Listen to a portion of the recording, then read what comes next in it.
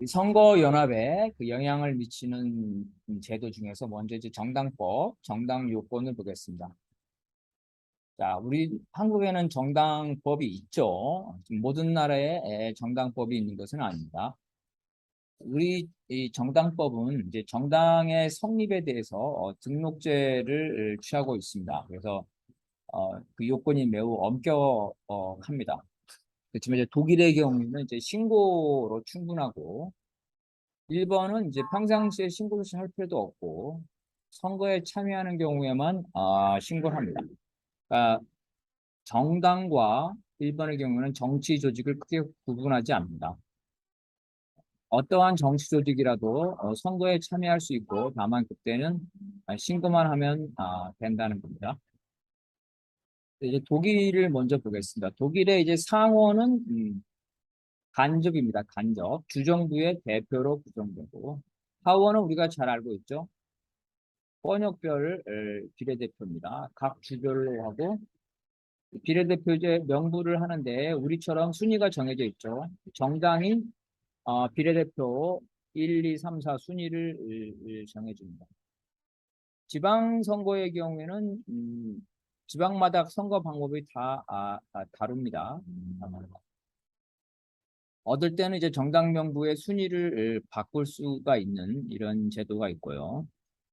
또 어떤 데는 그 지방의원의 정수만큼 투표권을 준 다음에 어느 한 후보에게 집중적으로 중복 투표를 할 수 있습니다.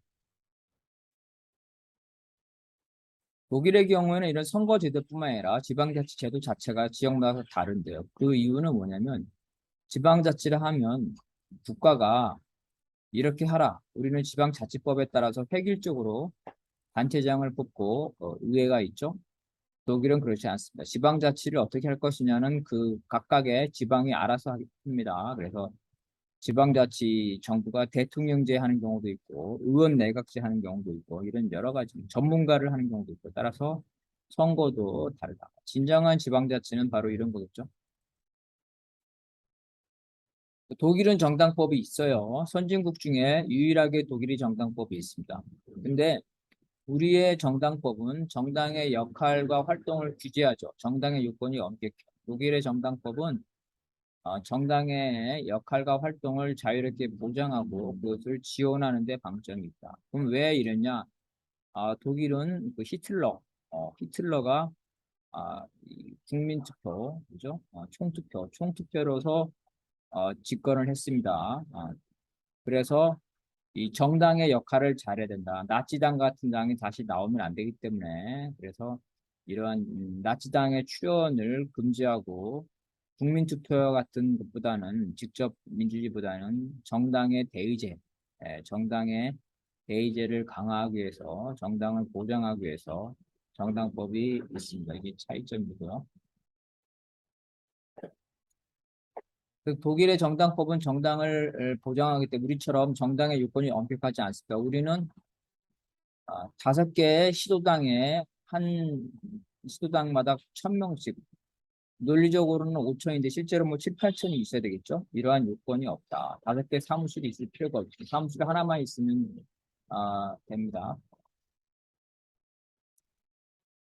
이제 프랑스를 보면 프랑스의 상원은 이제 그 간접 선거로 선출이 되고요. 그 하원은 우리처럼 소선거구제인데 결선 투표를 합니다. 그러니까 대통령제에만 결선 투표를 하는 게 아니라 하원의 경우에도 결선 투표를 하고 심지어 지방선거의 경우에도 이 결선 투표를 하고 있습니다. 이제 광역은 정당 명부에 의해서 선출이 되고 있습니다. 그래서 독일뿐만 아니라 프랑스에도 광역 지방선거는 정당 명부다. 특징은 이제 결선에서 1등을 하면 보너스 의석을 준다. 왜냐면 이제 1등한 정당에게 의석을 몰아줌으로써 지방정부의 지도력을 강화시키는 겁니다. 또한 특징은 프랑스는 상원, 하원, 지방의원이 겸직을 할 수가 있다. 이것이 특징이다. 중앙정치와 지방정치가 상호작용을 하도록 제도적으로 보장하고 있습니다. 프랑스에는 정당법이 없습니다. 뒤에 나오지만 독일만 선진국에는 독일만 정당, 우리 같이 정당법이 나는 후진국들입니다.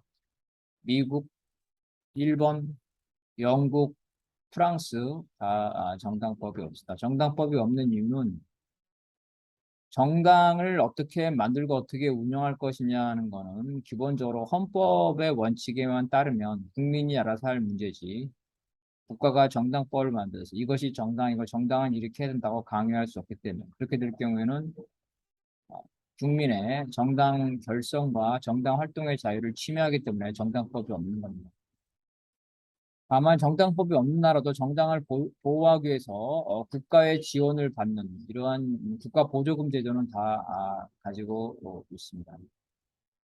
이제 국가 보조금 제도도 우리로 보면 1차적으로 의석에 따라서 하는데 이제 그 득표수에 따라서 배분하는 게 일반적입니다. 득표수. 그러니까 의석이 적다 하더라도 의석이 원외 정당인 하더라도 이 득표수에 따라서 배분하는 게 원칙입니다. 일본의 경우에는 이제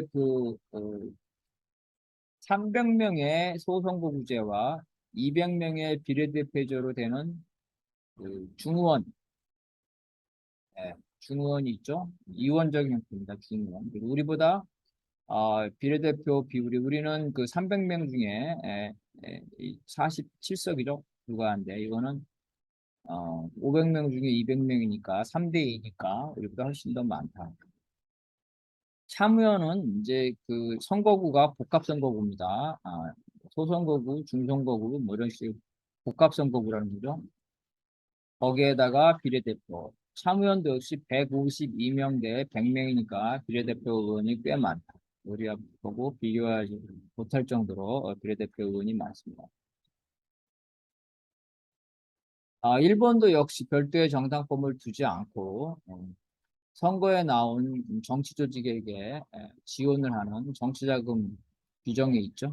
그다음에 이 지원을 받을 정당이나 혹은 정치단체의 요건을 규정합니다. 그 정치단체와 정당이 엄격하게 구분되지 않습니다.